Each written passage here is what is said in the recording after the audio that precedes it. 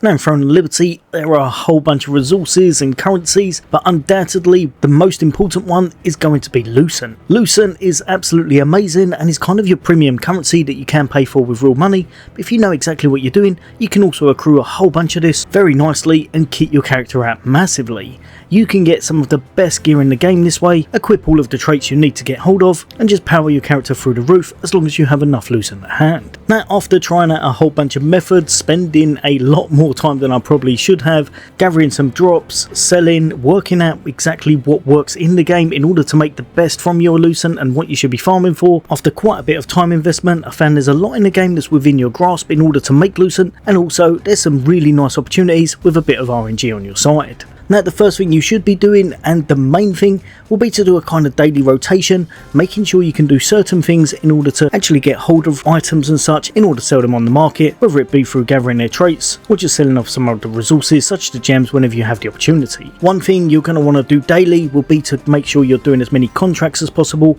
as this is really going to help you to get your abyssal contract tokens up. Also, whenever you're doing these contracts, you're going to want to kind of pick one up, then refresh it, and hopefully you'll be getting one of the purple patches pop up from time to time. These are going to help you out massively because within them they're going to give you some other contracts that you'll want to be using whenever you can, and if you're lucky you might get some nice sought after items, again helping you to sell on the auction house if you can withdraw their traits or have a bit of luck with the item itself. Every once a week, don't forget, you're going to want to go to your sundry merchants as well, as they're going to have some allied resistance false contracts, and again when you're completing them you're going to be rewarded with another bunch of purple bags, but this time for each designated area, whether it be Soradama, the crypts, or pretty much whichever area you've gone to in order to complete the contracts. Next up, co-op dungeons. Again, these are going to help you to get more abyssal contract tokens, as well as don't forget to do your amateur expeditions, because these once more will be giving you more tokens, allowing you to be in those open world dungeons for even longer. Now another thing to keep on your radar, contract coin merchants, whenever you can, try to buy yourself 5 mystic keys, as whenever you're using these they're going to give you even more abyssal contract tokens, and this vendor's also going to allow you to pick up a precious blessing patch each day, as well as enabling you to pick up a whole bunch of these trait extraction stones. Remember, these will be essential for extracting the traits off of all of the items that you're going to be picking up, so make sure you've got these on hand whenever possible. Spending all of the abyssal contract tokens that you've actually accrued is gonna be essential, so go to somewhere nice such as Silius Abyss maybe, or even Soradama, and both of these areas tend to be really nice for drops and also have quite a high mob density, allowing you to pick them off quite fast and reap the rewards in a timely fashion. Apparently if you do this solo, if you've got a completely maxed out kitted build, it does work out best, but I always tend to go in a group because otherwise I find myself missing out on a lot of enemies to other players that are in 5 or 6 man squads. But within these areas you'll be able to get hold of hopefully quite a few drops for those blue piece of gear, maybe even a lucky piece of purple gear, and you'll be getting yourself a whole bunch of goodies such as the gems that you'll be able to sell off in the auction house straight away. Then whenever you've managed to kind of dwindle down all of your resources, you're going to check out your kit, see exactly what you've picked up, and take off any of the traits that are going to be worth quite a lot of money on the auction house. I'll chuck on the left hand side all of the best ones so you'll know which ones to kind of look out for.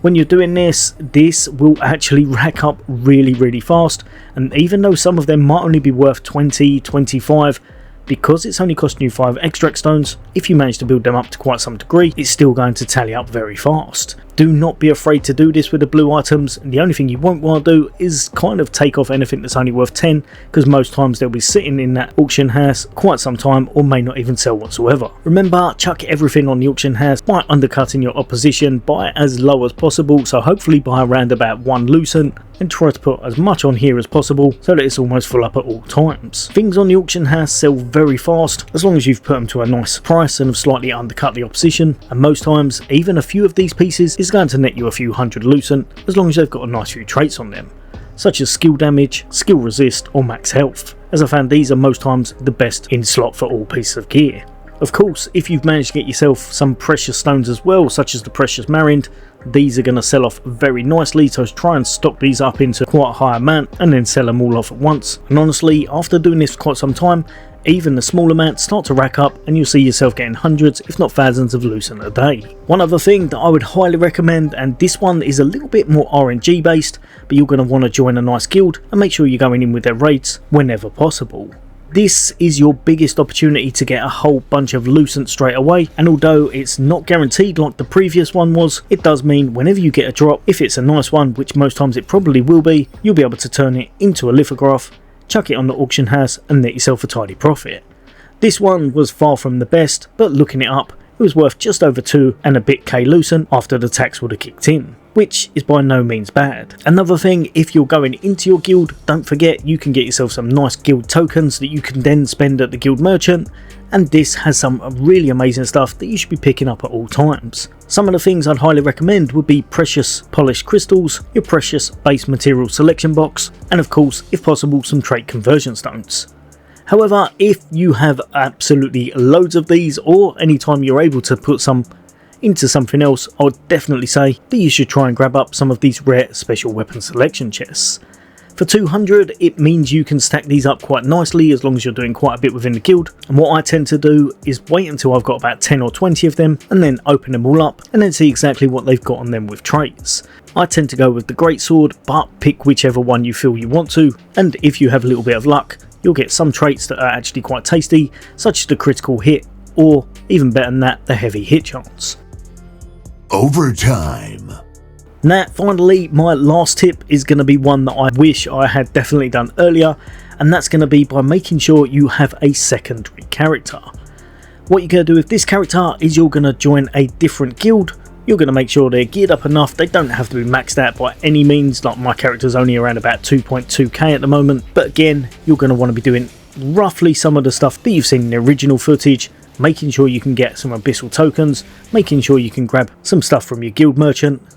doing some dungeon runs if possible in order to hopefully get a nice bit of loot that again you can break down for some money, and of course make sure you're doing the guild raids, because then you're going to double up on that RNG and hopefully get yourself some tasty rewards that way. This I found is absolutely ideal, and don't think you've got to spend anywhere near as much time as your primary character. I would say probably do it around about a 20% ratio, so spend the majority of your time on your main and then just jump onto your secondary in order to do a little bit of farming, sell off a bit of additional gear, go into the guild raid whenever possible, and then kind of maximise just how much Lucent you can actually gain for your account. Fortunately, Lucent is pretty much the only resource I found that's a camp band rather than actually character band, so you should be able to make some nice tidy profit and maximise all your drops by having this alternate character. These I found are the best ways currently in the game in order to maximise and grab a whole bunch of Lucent nice and easy. Let me know in the comments if there's anything missed off. As always, there'll be a lot more content away from me. For now, take care, I'll see you on the next day.